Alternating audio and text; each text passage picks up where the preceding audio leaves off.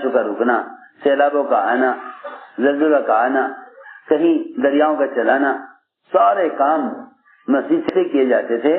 جیسا کوئی کسی ملک کا جو ہے پایہ تخت ہوتا ہے یا کسی شعبے کا کیا کہنا چاہیے کنٹرول روم ہوتا ہے نا، کہ وہاں سے سارا نظام کنٹرول کیا جاتا ہے، سارا نظام کنٹرول کیا جاتا ہے. بالکل مسجد ایسی تھی کہ سارا نظام زمین آسمان کے درمیان کا اسے مسجد سے چلایا جاتا تھا، اس کو مسجد سے چلایا جاتا. سمجھتے تھے صحابہ کرام کو اس کا عادی بنایا گیا تھا کہ کوئی مسئلہ پیش آئے تم اس کو لے کر مسجد میں آؤ. ہر مسلمان کا فارغ وقت مسجد میں گزرتا تھا، اور اس طرح گزرتا تھا کہ وہ دوسروں کو بھی ان اعمال کی طرف متوجہ کرنے کی کوشش کرتے تھے. میرے دوستوں عزیزوں، امت کے سارے مسائل کا حل وہ براہ راست مسجد سے جوڑا گیا تھا. جدوں کی بات پیش آتی تھی صحابہ دوڑتے تھے مسجد کی طرف. حضور اکرم صلی اللہ علیہ وسلم نے کئی مرتبہ مسجد آ کر نماز پڑھ کر اللہ سے کھانا مانگ کر امت کو اس کی تعلیم دی، امت کو اس کی تعلیم دی کہ دیکھو تمہارے مسائل کا حل کا تعلق اللہ سے، اللہ کے گھر سے ہے. تمہارے مسائل کا حل کا تعلق اللہ کے گھر سے ہے. اپنے مسائل کو لے کر یہاں ہر آنے والی بلا، ہر آنے والا عذاب مسجد سے کے ذریعے ہٹایا جاتا ہے. سارے جتنے بھی کائنات فلکیات میں اور زمین کے نظام میں جو بھی کوئی تبدیلی آتی اس کا حل اعمال مسجد سے براہ راست تھا. بارش بند ہو گئی، صحابی نے آ کر مسجد میں کہا. پھر سیلاب آ گیا، صحابی نے آ کر اگلے جمعہ مسجد میں کہا. نیل دریائے نیل کا پانی چڑھتا نہیں تھا، حضرت عمر نے خط لکھا دریا کو براہ راست. یعنی سارے کام مسجد سے کیے جاتے تھے، سارے کام مسجد سے کیے جاتے تھے. تو میں نے عرض کیا کہ مسجد ایک اعمال کے مجموعے کا نام ہے. مسجد اعمال کے مجموعے کا نام ہے. مسجد اعمال کے مجموعے کا نام ہے. ایمان، علم اور نماز، ان تین چیزوں سے امت کو گزارنا یہ اصل مسجد کے اعمال ہیں. ایمان، علم اور نماز. ایمان، علم اور نماز، ان تین فریضوں کے ادا کرنے اور سیکھنے کی جگہ مسجد ہے.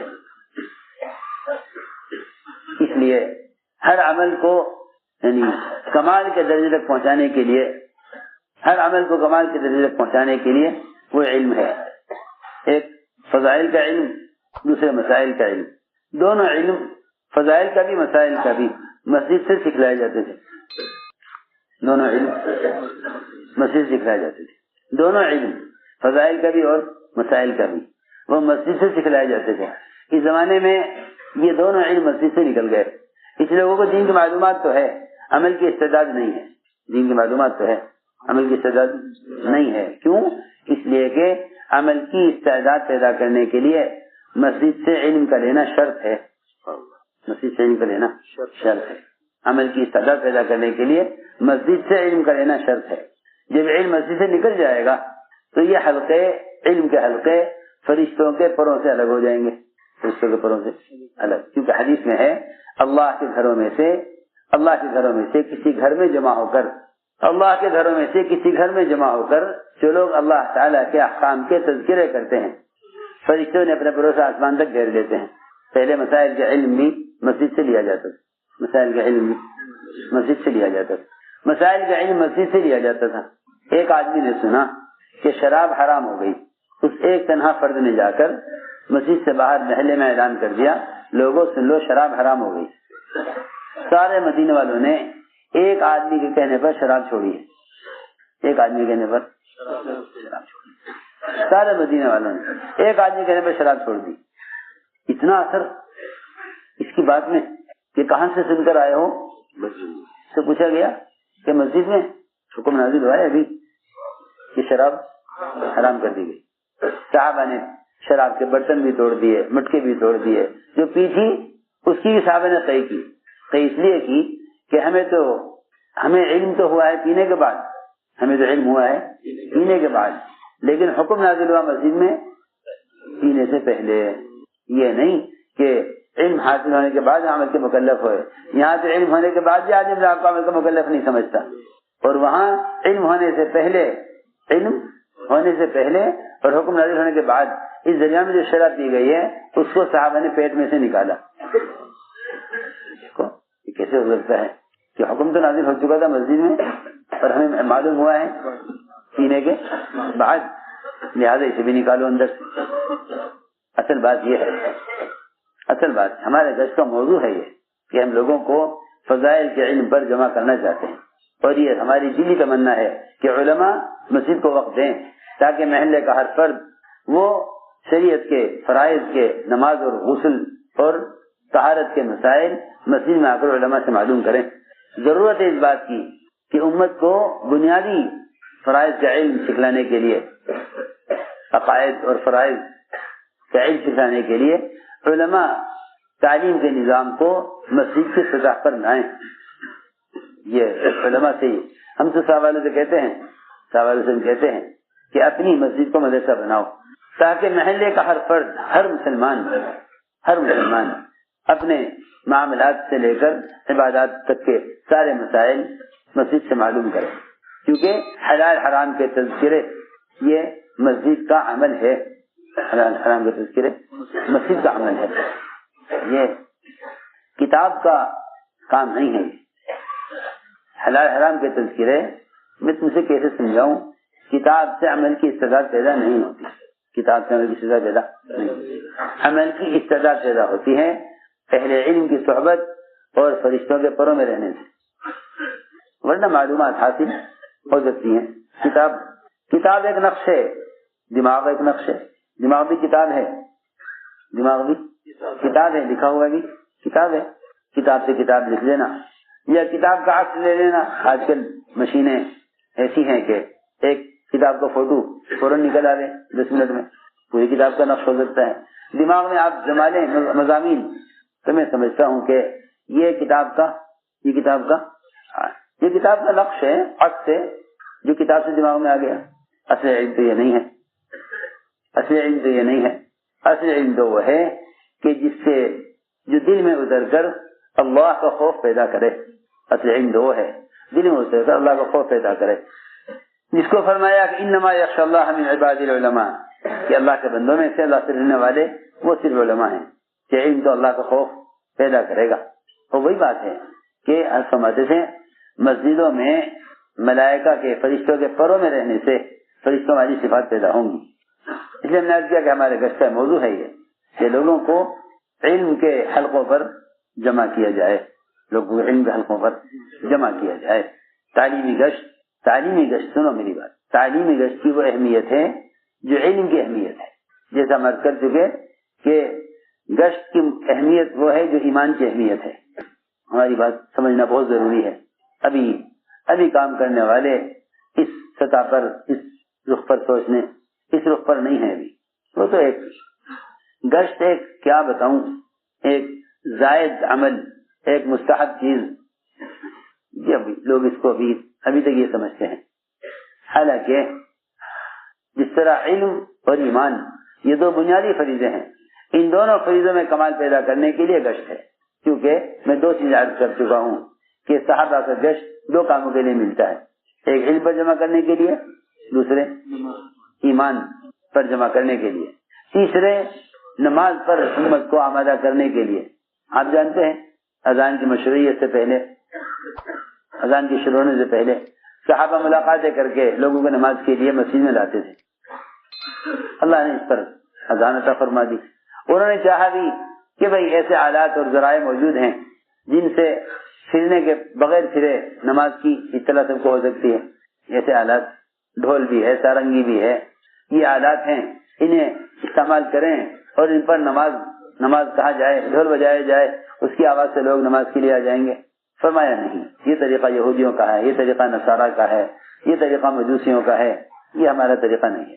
تم تو جا کر ایک کو نماز کے لیے بلا کر لاؤ. اللہ نے اس پر دعوت دی، اس پر اذان دی، اللہ نے دی ہے. اس لیے اذان مسجد کا عمل نہیں ہے، اس لیے اذان مسجد کا عمل نہیں، اس لیے اذان مسجد کا عمل نہیں ہے. اذان مسجد سے باہر کا عمل ہے، اذان مسجد سے باہر کا عمل ہے. لوگ اس سے غلط سمجھ بیٹھے کہ جب اذان مسجد سے باہر کا عمل ہے تو اس کا مطلب ہے کہ دعوت مسجد سے باہر کا عمل ہے کہ نہیں؟ اذان مسجد سے باہر کا عمل ہے، مسجد میں لانے کے لیے۔ اذان مسجد سے باہر کا عمل ہے، مسجد میں لانے کے لیے۔ جی ہاں، یہ تو ترجمہ لوگ غلط کرتے ہیں، آؤ کامیابی کی طرف، آؤ نماز کی طرف، حالانکہ اذان میں آؤ ہے ہی نہیں، اذان میں آؤ تو کہیں اذان میں ہے ہی نہیں، یہ ترجمہ ہی غلط ہے۔ آؤ کامیابی کی طرف، آؤ نماز کی طرف، اس لیے کہ تعالو نہیں ہے اذان میں، حیا ہے۔ حیا کا مطلب آؤ نہیں ہے، حیا کا مطلب چلو، حیا کا مطلب ہے چلو مسجد کی طرف۔ اذان کا مسجد سے باہر ہونا ہی یہ بتا رہا ہے کہ باہر والوں کو، اذان باہر والوں کے لیے ہے، مسجد میں آنے کے لیے۔ اسی طرح دعوت مسجد سے باہر ہے، مسجد میں لانے کے لیے، کیونکہ بلال رضی اللہ تعالیٰ عنہ مسجد نبوی سے الگ، مسجد نبوی سے دور ایک اونچے مکان پر چڑھ کر اذان دیا کرتے تھے، مسجد سے نہیں بلکہ ایک آدمی کا مکان اونچا تھا، اس پر چڑھ کر بلال اذان دیتے، اس پر چڑھ کر اذان دیتے۔ ابھی زمانے میں تو اذان مسجد کے اندر ہوئی، پھر اللہ مجھے معاف فرماوے، لوگوں نے اذان کو صرف اعلان سمجھا، حالانکہ اذان اعلان نہیں ہے، اذان دعوت ہے۔ اذان کو تو حدیث میں دعوت تامہ کہا ہے۔ اگر اذان اوقات بتانے کے لیے ہے تو اوقات تو پہلے سے معلوم تھے، اسے کہ نماز دی گئی تھی، اوقات بھی دے دیے گئے تھے نماز کے۔ اذان تو بہت بعد میں آئی، نماز کے اوقات تو پہلے سے بتا دیے تھے، تو اذان دعوت ہے، اذان دعوت ہے، اذان دعوت ہے اور مسجد میں آنے کے لیے ہے، اذان دعوت ہے اور مسجد میں آنے کے لیے ہے، اس لیے اذان مسجد سے باہر کا عمل ہے۔ لیکن کیونکہ اس زمانے میں امت رواج کی طرف جا رہی ہے، اس رواج نے اذان کو ایسا ختم کیا، ہم ایک ملک میں گئے، وہاں مغرب کی نماز کے لیے مسجد گئے، اذان ہوئی، ہم نے اذان کے بعد پوچھا بھائی مؤذن کہاں ہے، ان سے ملاقات کرنی ہے، کہنے کہیں باہر سے آئے ہو، کہیں باہر سے؟ میں نے کہا بھی باہر سے آئے، یہاں کے نہیں ہے، کہنے کہ اسی لیے تو پوچھ رہے مؤذن کہاں ہے، کیا بات ہے، بھی تو اذان ہوئی ہے، ہم مؤذن سے ملنا چاہتے ہیں۔ اس نے کہا یہاں پورے ملک میں کسی مسجد میں کوئی مؤذن نہیں ہوتا۔ ارے یہ صاحب کہہ رہے ہیں ہمیں تو ابھی اذان سنی ہے، یعنی وہ تو نیٹ سے ہوتی ہے اذان، سنو ذرا سوچو، نیٹ سے اذان، یہ ہے رواج، یہ ایسی سنت اذان، اللہ اکبر۔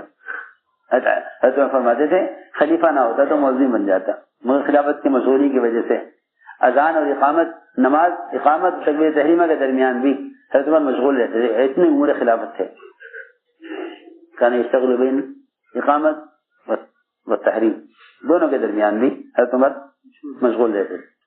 فرماتے تھے یہ خلافت مشغول نہ ہوتی تو مؤذن ہوتا۔ کہنے لگے حضرت عمر رضی اللہ تعالی عنہ، یا رسول اللہ آپ نے تو اذان کے ایسے فضائل بیان کر دیے کہ اب مؤذن بننے کے لیے ہمیں آپس میں تلواریں چلیں گی، ہر ایک چاہے گا مؤذن بننا۔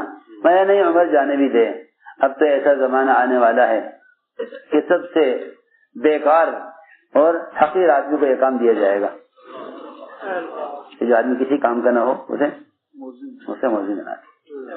حضرت علی چاہتے تھے کہ میں نے کاش حسنین کے لیے آپ سے اذان دے کر علی ہوتی، کبھی نے دونوں کو مؤذن بنا جائیے، بس یہ اذان دے اور کوئی کام نہ کرے۔ اور اذان ہوتے ہوتے کہاں پہنچی؟ نیٹ پر۔ یہاں بتایا یہاں تو ساری مسجدوں میں اذان نیٹ سے ہوتی۔ ہم نے کہا اس کا مطلب یہ ہے کہ ہر جگہ نماز ایک وقت پر، کہاں ایک وقت پر، کہ یہ تو ہر جگہ تو وقت ہوتا نہیں نماز کا، علاقوں میں تو فرق ہوتا ہے، کہیں 5 منٹ کا، کہیں 6 منٹ کا، کہیں 7 منٹ کا، کہیں 10 منٹ۔ کہنے کہ جی ہم کیا کریں، یہاں تو حکومت کا نظام ہے، انہوں نے یہ قانون بنایا ہوا ہے کہ کون مؤذن رکھے، اس کی تنخواہ دیں، اسے حجرہ دیں، کیا ضرورت ہے اس کی؟ جو سہولت کس میں ہے؟ سوچو صحیح، بولو نیٹ کی سہولت ہے، اسی کو تو کہہ رہا، وہ کیا کہہ رہا؟ جی ہاں، تم اذان دو نیٹ پر یا تم دین کے پیغام پہنچاؤ نیٹ پر، دونوں برابر ہیں، دونوں۔ بتاؤ کیا نیٹ سے اذان ہو سکتی ہے؟ جب نیٹ سے اذان نہیں ہو سکتی تو پھر نیٹ اور موبائلوں سے بلائے کو حکم کیا جا سکتا ہے؟ یہ تو دعوت ہے، اور کیا دعوت ہے؟ اس کو کہہ رہا ہوں کہ ہر چیز پر رواج غالب ہے، ہماری ذمہ داری ہے یہ کہ اعمال دعوت کو مسجد نبوی کے معمول پر اور سنت پر لائیں، یہ ہماری ذمہ داری ہے سب کی۔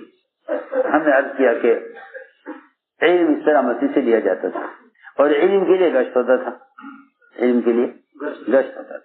سارے محدثین کے امام ابو رضی اللہ تعالیٰ عنہ تعلیم کے دوران بازار میں گشت کر رہے تھے اور لوگوں کو تعلیم حلقوں میں بھیج رہے تھے. مجھے عرض کرنا ہے کہ مسجد کے اعمال خود اعمال تربیت ہیں. یہ مسجد کے اعمال تربیت ہے. اس لیے کہ اللہ تعالیٰ نے ہدایت کا وعدہ اور تربیت کا وعدہ اعمال مسجد سے کیا ہے. فَعَسَىٰ أُولَٰئِكَ أَن يَكُونُوا مِنَ الْمُهْتَدِينَ کہ یہی ان سے امید کی جا سکتی ہے کہ ہدایت یافتہ ہوں جو اعمال مسجد میں مسجد کی اجتماعی اعمال میں شریک رہتے ہیں. یہ ہوں گے ہدایت یافتہ. اور یہ بھی وعدہ ہے کہ اللہ ان کے دلوں سے اپنے غیر کا خوف نکال دیں گے. یہ بھی قرآن کا وعدہ ہے. یہ اعمال قرآن اور حدیث میں منسوخ ہیں، مسنون ہیں. انہیں ہدایت کے یقین کے ساتھ کیا جائے. اسی طرح گھر کے اعمال بھی اعمال تربیت اور اعمال ہدایت ہیں. اللہ تعالی نے جہاں صفات ایمانیہ کو مرد و عورت میں مشترک بیان کیا ہے، جہاں اللہ نے قرآن میں صفات ایمانیہ کو مرد و عورتوں میں مشترک بیان کیا ہے، وہ ایک ہی جگہ ہے. وہ ایک، میری بات توجہ جاتی ہے، وہ ایک ہی جگہ ہے صرف جہاں تمام صفات ایمانیہ کو مرد اور عورتوں میں مشترک بیان کیا ہے. بین صفات ایمانیہ کلھا مشترک بین الرجال والنساء. یہ ذرا سمجھنے کی، غور کرنے کی بات. صفات ایمانیہ کو مرد اور عورتوں میں جہاں اللہ نے مشترک بیان کیا ہے وہ قرآن میں ایک جگہ ہے. اور ان صفات کو ان اعمال کے بعد بیان کیا ہے، ان صفات کو ان اعمال کے بعد بیان کیا ہے جو اعمال اجتماعی ہیں. وقرن فی بیوتکن ولا تبرجن تبرج الجاہلیۃ الاولی واقمنا الصلاۃ وآتینا الزکاۃ واطعنا اللہ ورسولہ انما یرید اللہ لیذهب عنکم الرجس اہل البیت ویطہرکم تطہیرا واذکرن ما یتلی فی بیوتکن من آیات اللہ والحکمہ ان اللہ کان لطیفا خبیرا. آگے پڑھتے چلے جاؤ آخر تک. مسلمین مسلمات، مومنین مومنات، قانتین قانتات، ساری صفات ایمانیہ بیان کی. اور مشترک مرد عورت دونوں. عجیب بات ہے.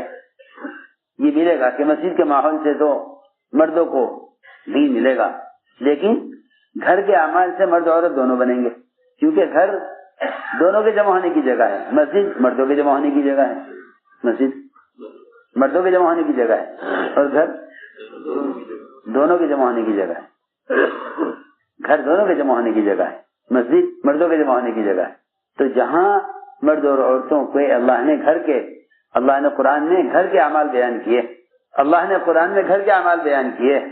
ان گھر کے اعمال کے ساتھ اللہ تعالیٰ نے صفات ایمانیہ کا بیان کرنے میں مرد و عورت دونوں کو بیان کیا ہے. صرف عورتوں کو نہیں.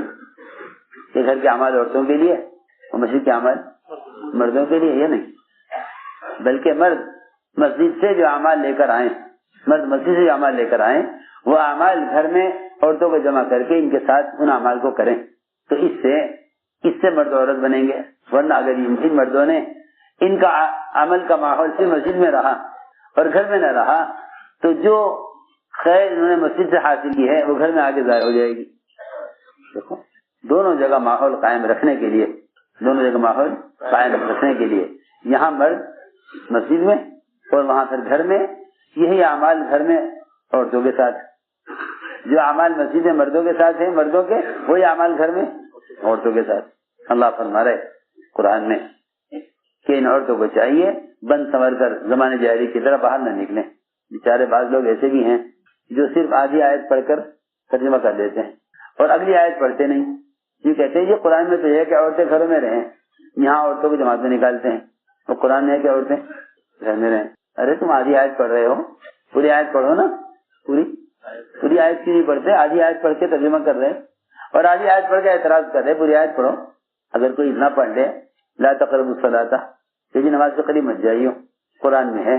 حالانکہ آیت پوری پڑھنی چاہیے. وانتم سکارا، کہ نماز کے قریب مت جانا جب تم نشے کی حالت میں ہو. تو آدھی آیت پڑھ کے کیسے بات سمجھ میں آئے گی کہ جی کہہ دیا عورتوں کو چاہیے گھر میں رہیں، کرنا فی بیوتکن.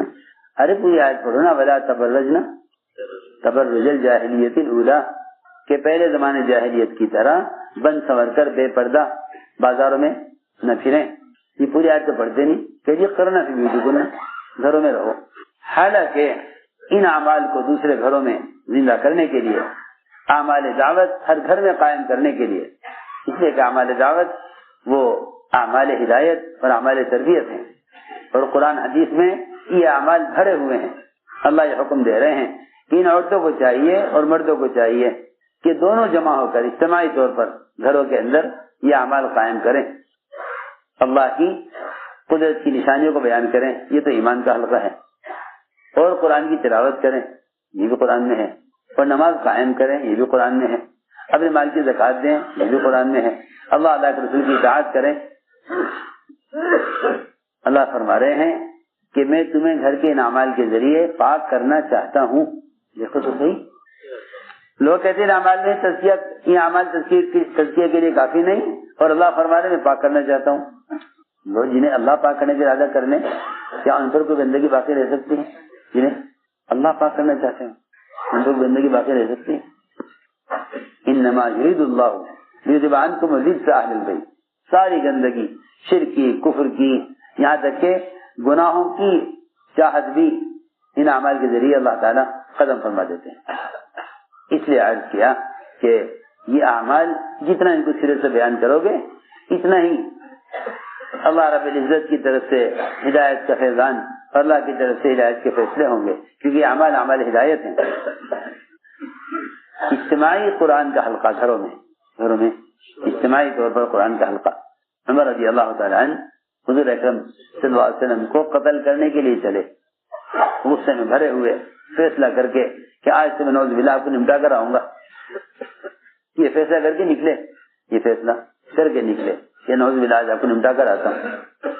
پتہ چلا بہن کے گھر میں دین داخل ہو گیا، تو کہا پہلے بہن کی خبر لوں۔ وہاں گئے تو قرآن کی تفسیر کا اجتماعی حلقہ چل رہا تھا، قرآن کی تفسیر کا اجتماعی حلقہ، ایک عورت دو مرد، حضرت خباب رضی اللہ تعالیٰ عنہ حضرت عمر کے بہنوئی کو قرآن سکھلا رہے تھے۔ وہاں سے حضرت عمر کو ہدایت ملی، وہاں سے ہدایت ملی حضرت عمر کو۔ گھر میں قرآن کی تفسیر کا حلقہ بہن کے گھر میں، جن کا اس وقت ارادہ نعوذ باللہ آپ کو قتل کرنے کا ہو، اس وقت کفر کی شدت کا اور اسلام سے نفرت کا کیا درجہ ہوگا؟ اتنا ہی کفر کافی ہے کہ بھئی ہم اسلام قبول نہیں کرتے، اتنا ہی کفر کچھ کم نہیں کہ ہم اسلام قبول نہیں کرتے، لیکن جو نبی کو قتل کے ارادے سے نکلے ہوں ان کے کفر کی شدت اس وقت کیا ہوگی؟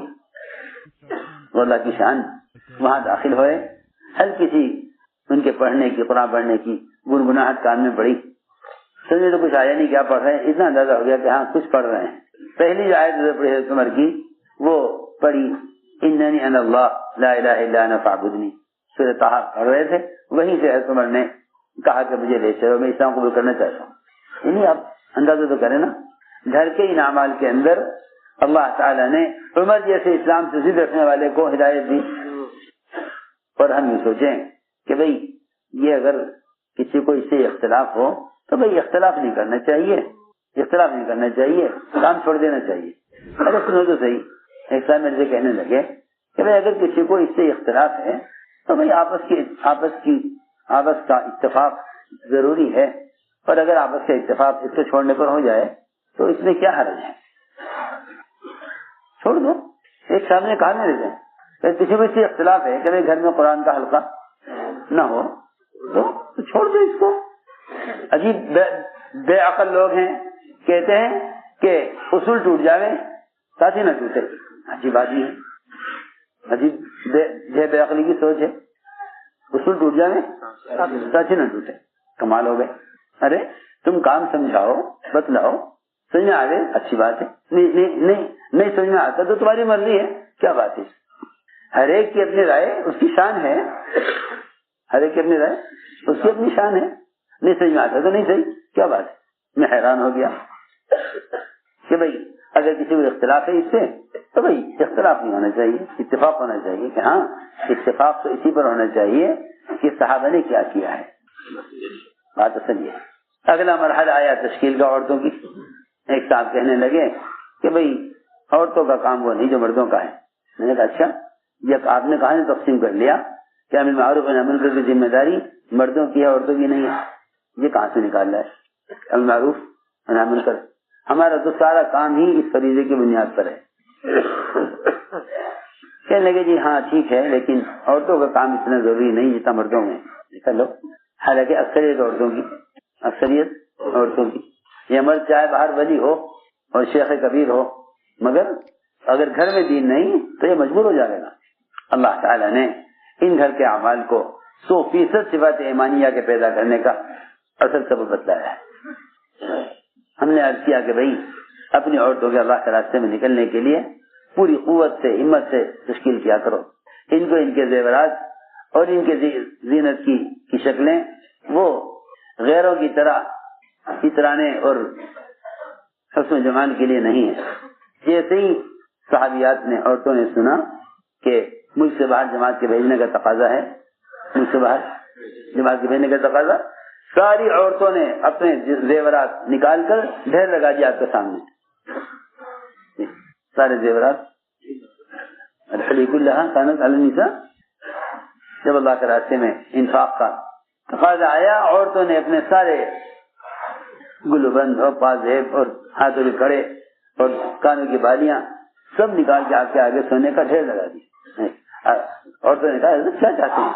کیا ہمارے زیورات اس لیے ہیں کہ ہم اس سے اپنے مردوں کے لیے زینت ظاہر کریں، یا یہ اللہ کے دین کو قائم کرنے اور اللہ کی مخلوق کو جاننے سے بچانے کے لیے ہیں؟ ہم نے عرض کیا کہ تشکیل عورتوں کو اللہ کے راستے میں نکلنے کے لیے تیار کرنا. ام حرام بنت ملحان، آپ ان کے گھر میں سو رہے تھے، نیند سے اٹھے تو مسکراتے ہوئے اٹھے، نیند سے اٹھے تو مسکراتے ہوئے اٹھے. پوچھا کہ کیوں مسکرائے آپ؟ فرمایا کہ خوشی مجھے اس بات کی ہوئی کہ ایک جماعت فلاں ملک میں سمندری سفر کرے گی اور تختوں پر، وہ کشتیوں پر ایسے اطمینان سے بیٹھے ہوئے ہوں گے جیسے بادشاہ اپنے تختوں پر اطمینان سے بیٹھے ہوئے ہوتے ہیں. ام حرام نے عرض کیا مجھے اس سمندر کے راستے جماعت جا رہی فلاں ملک میں، اس میں آپ مجھے شامل کر دیجیے. فرمایا کہ نہیں عورتوں کا کام نہیں ہے. فرمایا ہاں تم اسی جماعت میں ہو. فرمایا اسی جماعت میں سمندر پار. حالانکہ اس زمانے کے سمندر کے سفر ایسے نہیں ہوتے تھے جس زمانے کے سہولت کے اور حفاظت کے. اس زمانے میں تو طوفان آ گیا تو کشتی کہاں گئی، اور ہوا کا رخ بدل گیا تو ملک بدل گیا. ہوا کا رخ بدل گیا تو ملک ہی بدل گیا. جی ہاں، جنہیں ارادہ کیا تھا مدینے کی طرف آنے کا وہ حبشہ چلے گئے. جی ہاں، ہوا کا رخ بدل گیا، بجائے مدینے کے حبشہ پہنچ گئے. جی ہاں، ارادہ کیا مدینے کی طرف آنے کا، سمندری راستے سے پہنچے کہاں؟ حبشہ. میں نے عرض کیا کہ ام حرام بنت ملحان نے عرض کیا کہ مجھے ان میں سے مجھے بھی کر دیجیے، تمہارے انہی میں سے ہو. پھر دوبارہ سوئے تھے، مسکراتے ہوئے اٹھے. آپ کیوں مسکرا رہے ہیں؟ فرمایا کہ ایک جماعت اور دکھلائی گئی ہے. ام حرام نے کہا دوسری جماعت میں بھی مجھے جانا ہے. جی ہاں، یہاں سے اس ملک سے واپس آؤں گی، پھر دوسرے ملک میں جاؤں گی. جی سمجھ آ رہی بات؟ اس ملک سے آؤں گی دوسرے ملک میں جاؤں گی. ہائے میں سوچوں، میں نے اگر یہ خروج قتال کے لیے تھا تو ان عورتوں کو کیوں شوق تھا نکلنے کا؟ وہ تو اصل میں اقامت دین کے لیے خروج ہے، اقامت دین کے لیے خروج ہے. فرمایا آپ نے کہ ام حرام تم دوسری جماعت میں کیسے جا سکتی ہو جب تم جماعت میں جا کر اس ملک میں دفن ہو جاؤ گی، وہاں تمہارا انتقال ہو جائے گا. جی ہاں، کیا کیسی عورتیں ہوں گی، کیسی عورتیں ہوں گی ایمان والی، اس وجہ سے کہا جائے کہ اس ملک میں تم جا کے مرو گی، وہاں تم دفن ہوگی، تو پھر بھی جانے کو تیار ہے. جی ہاں، ہماری عورتوں کی جماعت کا دروغ بنے تو وہ جواب آگے عورتوں کی طرف سے کہ جی ایک عورت بوڑھی ہے اس میں، وہ کہہ رہی ہے مجھے دور نہیں جانا، میرے تو کہیں قریب کا رخ بنا دو. تو ساری جماعت کے رخ بدل دیں گے، مشرے والے ساری جماعت کے رخ بدل دیں گے کہ جی ایک عورت دور نہیں جانا چاہ رہی، قریب کو جانا چاہ رہی. اور وہاں ام حرام سمندری سفر ہو جانے کو تیار، اور معلوم ہو گیا کہ وہاں جا کے دفن ہوں گی، وہاں مرے گی، کہ جی پھر بھی انکار نہیں جانے سے. تم نے عرض کیا کہ تشکیل یہ تو سنت ہے، یہ تو سنت ہے. آپ صلی اللہ علیہ وسلم نے ام حرام بنت ملحان کو اور واقعی فضیلت بتلائی کہ اگر سمندری راستے میں دعوت اللہ کے لیے نکلنے والا سمندری راستے میں وفات پائے، اگر دعوت اللہ کے لیے نکلنے والا سمندری راستے میں وفات پائے تو اللہ رب العزت اس کی روح خود نکالیں گے، فرشتے سے نہیں نکلوائیں گے، باقی کسی کے لیے فضیلت نہیں۔ سارے انبیاء، سارے اولیاء، سارے ایمان والے، سب کی روح فرشتہ نکالے گا، یہاں تک کہ فرشتوں کی روح بھی فرشتہ نکالے گا۔ صرف دو ہیں جن کی روح اللہ خود نکالیں گے، صرف دو ہیں جن کی روح اللہ خود نکالیں گے۔ ایک تو وہ جو سمندری سفر میں وفات پائے، اس راستے میں سمندری سفر میں وفات پائے، دوسرا خود ملک الموت، دوسرا خود اللہ یقبض روح، جی سیدھی بات ہے۔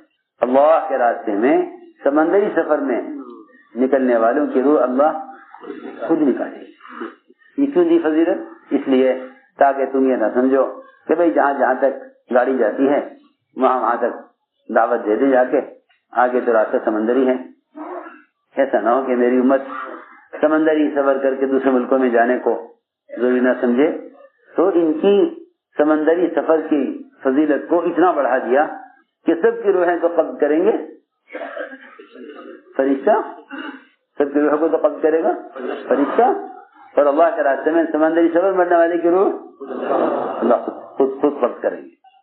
ابن ماجہ شریف کی روایت ہے، ابن ماجہ شریف کی روایت ہے کتاب الجہاد کی، کہ اللہ رب العزت نے ان کی روحوں کا قبض کرنا اپنے ذمہ لیا ہے، اور فرشتے کے حوالے نہیں کریں گے۔ یہ میرے وہ خاص بندے ہیں، یہ میرے وہ خاص بندے ہیں جن کی روح میں خود قبض کروں گا، کیونکہ یہ میرے دین کو قائم کرنے کے لیے سمندری سفر میں، سمندری راستے میں تھے، ان کی روح میں خود نکالوں گا۔ میرے دوست جو میں نے عرض کیا کہ سارے کام کو اس کے لیے عمل کرتے ہیں کہ حیات صحابہ خوب پڑھا کرو، حیات صحابہ خوب پڑھا کرو، تاکہ کام سیرت کی طرف جائے، کام سیرت کی طرف جائے۔ بس یہ ساری نقل و حرکت اور محنت اس لیے ہے تاکہ امر معروف اور نہی منکر کی عملی محنت قائم ہو۔ ہمارے گھر کا موضوع یہی ہے، ہمارے گھر کا موضوع یہی ہے، ہمارے گھر کا موضوع یہی ہے، امر معروف اور نہی منکر کی عملی شکل قائم ہو۔ نہی منکر کیا ہے کہ منکر کرنے والے کو منکر کے ماحول سے نکالنا، اس کو منکر سے روکنا ہے۔ یہ مت کرو، یہ کر لو، یہ امر معروف نہی منکر کی تقریر ہے، تحریک نہیں ہے، تحریک یہ نہیں، یہ تقریر ہے، یہ کرو یہ مت کرو، یہ تقریر ہے، یہ تقریر ہے، تحریک نہیں ہے۔ تحریک یہ ہے کہ منکر کرنے والے کے پاس چل کر جاؤ اور منکر کرنے والے کو اس کے ماحول سے نکالو، یہ تحریک ہے۔ کہ میں عرض کر چکا کہ منکر کرنے والا گڑھے میں گر جانے والے کی طرح ہے۔ الزام دینا یا نکلنے کی ترغیب دینا، یہ اس سے کوئی فائدہ نہیں بلکہ نقصان کا اندیشہ ہے کہ جتنی دیر تم بیان کرو گے اتنی دیر میں شاید وہ مر جائے گا اندر پانی میں۔ تو آسان سی بات ہے سمجھنے کے لیے، تو کنویں میں گر جا رہے ہیں اور آپ اسے باہر نکلنے کی ترغیب دیں کہ بھائی آپ باہر آ جاؤ، وہ نکل سکتا ہے؟ امت گناہوں میں اتنی گہرائی میں جا چکی ہے کہ کتابیں لکھنے، پوسٹر چھاپنے اور تقریر کرنے سے کوئی فائدہ نہیں ہے۔ میں یہ کہنا چاہتا ہوں، عجیب بات ہے، فرمایا حدیث میں کہ قرب قیامت کی علامت ہے، قرب قیامت کی علامت ہے کہ لوگ قلم سنبھال لیں گے اور ہر ایک لکھے گا۔ لوگ کیا سنبھال لیں گے؟ قلم، اور ہر ایک لکھے گا، ہر ایک لکھے گا، ہر ایک قلم سنبھال لے گا، ہر ایک لکھے گا۔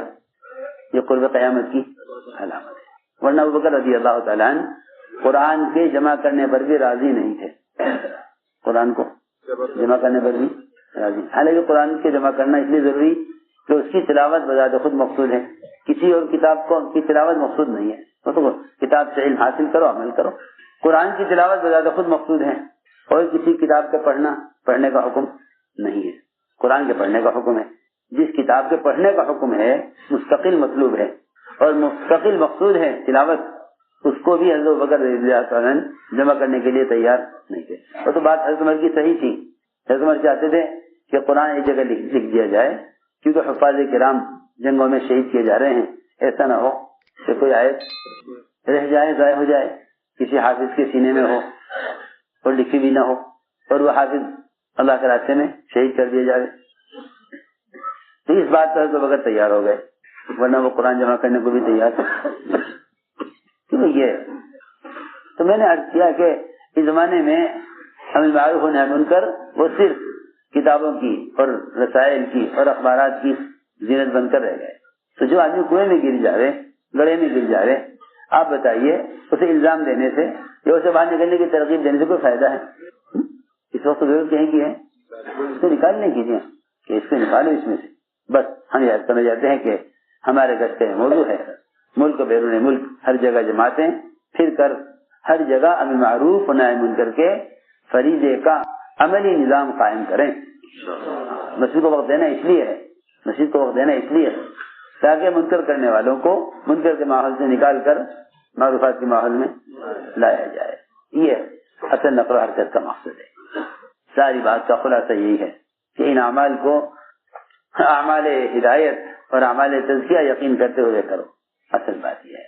اور انشاءاللہ جتنی نقل و حرکت اور خروج اور یہ اعمال جتنی صحابہ کی سیرت کی طرف آئیں گے اتنی، کیونکہ ابوبکر صدیق رضی اللہ تعالیٰ خود فرماتے ہیں کہ اس امت کے بعد والے سدھر نہیں سکتے جب امت وہ نہ کرے جو امت کے پہلو نہیں کیا ہے. اس امت کے بعد والے سدھر نہیں سکتے جب امت وہ نہ کرے جو امت کے پہلو نہیں کیا ہے. اس لیے میرے دوستوں عزیزو اس کا عزم کرو اور ارادے کرو. جو علماء ماشاءاللہ سال لگائے ہوئے ہیں وہ عرب سال کے لیے، جو علماء سال کے لیے آئے ہیں وہ سال پیش کریں، اور چاچا میں لگائے ہوئے ہیں وہ کھلے خرچ کے ساتھ باہر کے ملک کے لیے نام کو پیش کریں. میرے گھر کے فرما